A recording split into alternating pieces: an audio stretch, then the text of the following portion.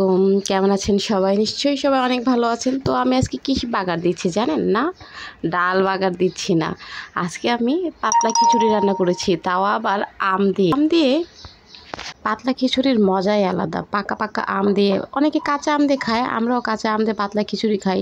কাঁচা আম দিয়ে একটু টক টক ভাব আসে, খুব ভালো লাগে। আবার বড়ই শুকায় যে শুকনো বড়ইটা দেয়, সেটাতেও কিন্তু খিচুড়ি অনেক মজা লাগে। তো এদিকে আমি বাগারের কাজ চালু করে রাখছি যেন তাড়াতাড়ি করে আমি বাগারটা দিতে পারি।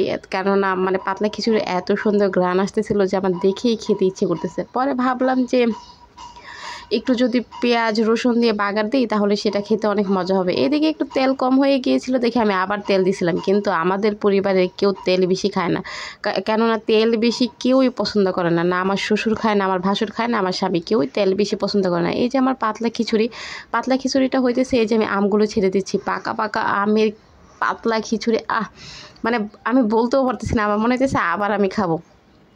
যেহেতু এগুলো আমাদের গাছের আম, মানে এখন পর্যন্ত আমরা কেনা শুরু করিনি, গাছের আমগুলোই খাইতেছি। তো এখনও মানে মিষ্টি পদের আমগুলো সেটা নামে নাই, এটা একটু টক টক ভাব আছে। তো এই আম দিয়ে খিচুড়ি রান্নাগুলো খুবই টেস্ট হয়। এখানে আমার খিচুড়ির পানি একটু বেশি হয়ে গিয়েছিল, কারণ এত বেশি পানি হইলে হবে কি খিচুড়িটা অনেক পাতলা হয়ে যাবে। তো এত পাতলা হইলে, ঘরে তো আমি একা সদস্য না, ঘরে অনেকগুলো সদস্য, এক একজনের মন্তব্য এক এক রকম হইতেই পারে।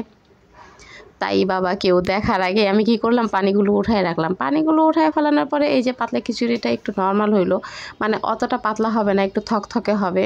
আম দিয়ে পাতলা খিচুড়ি কে কে খেয়েছেন কমেন্টে জানিয়েন তো। অনেকে আম দিয়ে হয়তো এখনও খায়নি। আমি বিয়ের আগে আম দিয়ে এই খিচুড়ি কখনোই খাই নাই। ইভেন আমাদের গ্রামেও কখনো কাউকে খাওয়া দেখি নাই, এমনকি আমরা নিজেরাও কখনো খাই নাই। আমি বিয়ের পরে শ্বশুরবাড়িতে এসে প্রথমে আম দিয়ে খিচুড়ি খেয়েছি এইভাবে। তো আগে আমরা কখনো আম দিয়ে খিচুড়ি খাই নাই, আমাদের নওগাঁ অঞ্চলে এইভাবে খায় না, হয়তো অনেকে খায় কিন্তু আমাদের এলাকাতে খায় না।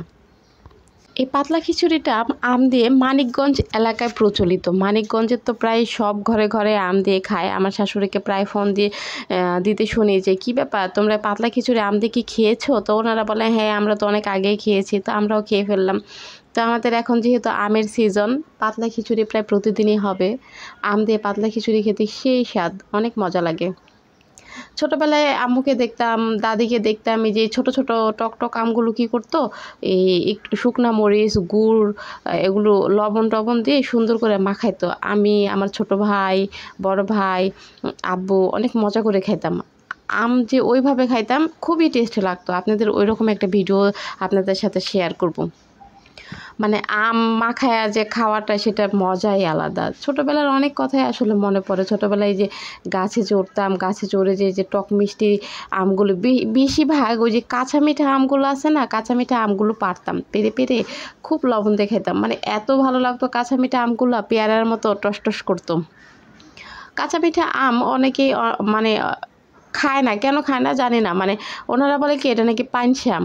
কই, এটা তো পানসে আম না, এটা হলো কাঁচা মিঠা আম। টকও লাগে না, মিষ্টিও লাগে না, মানে অন্যরকম একটা স্বাদ আসে। আমার কাছে খুবই ভালো লাগে কাঁচা মিঠা আমগুলো না। ওইটাও শুকনা মরিচ, লবণ, একটু সরিষা বাটা দিয়ে যদি মাখা যায়, খুব টেস্ট লাগে। এখন আমের সিজন, আম প্রত্যেকটা কাছে কাছে ধরে আছে। এই যে আমি এখন যে ভয়েস দিচ্ছি, পাশে একটা আম গাছ, এই আম মানে বাতাসে আম এত সুন্দর দুলতেছে যে বলার বাইরে। এই আমগুলো পাড়া হবে কিছুদিনের মধ্যেই। এই আমগুলো একদম গাছে হলুদ হয়ে যাবে, তখন পাড়া হয়। এই গাছের আমগুলো আবার অনেক মিষ্টি। যাই হোক, এদিকে আমার খিচুড়ি রান্নাও হয়ে যাচ্ছে। খিচুড়িগুলো এখন আমি চুলা থেকে নামাবো, নামানোর পরে খিচুড়ি খাওয়া শুরু করে দেব। যেহেতু খিচুড়ি সকাল সকাল রান্না, গরম গরম খিচুড়ি খাইতে অনেক ভালো লাগে। কার কার এমন গরম গরম খিচুড়ি ভালো লাগে, তাও যদি হয় আম দিয়ে, ওয়াও। আমি জানি অনেকেই আম দিয়ে খিচুড়ি খায় নাই, কারণ এখনও মানে অনেকেই জানে না যে পাকা আম দিয়েও খিচুড়ি রান্না করা হয়। তা আমার কাছে অনেক ভালো লাগে। আমিও তো বললাম বিয়ের পর থেকে আমি পাকা আমের খিচুড়ি খাইতেছি। হ্যাঁ, মানে অনেক অনেক অনেক মজা। আপনারা যারা পাকা আমের খিচুড়ি খান নাই, তারা অবশ্যই একবার হইলেও বাসায় ট্রাই করবেন, যে পাকা আমের পাতলা খিচুড়িটা সেই মজা লাগে। বা এখানে যদি আপনার টক টক বড়ইগুলো দেন, টক বড়ইয়ের পাতলা খিচুড়ি অনেক মজা লাগে। যাই হোক, আমি প্লেটে বেড়ে নিলাম, আমার খিচুড়ি আমি বেড়ে নিলাম। তো পাতলা খিচুড়ি আমি অনেক পছন্দ করি, তো আমি অনেক খেতে পারি। এই যে পুরা প্লেট ভরে নিয়েছি, আমি এটা খেতে পারবো। তা আমার ছেলে বলতেছে আম্মা আমার জন্য একটু রাখো না, আমার জন্য একটু রাখো না। সেই জন্য আমি আবার তাকে কী করলাম, তার বাটিতে আবার রেখে দিলাম। তার বাটিতেও খুব সুন্দর করে সাজিয়ে একটা আম দিয়ে রেখে দিলাম। আল্লাহ হাফেজ।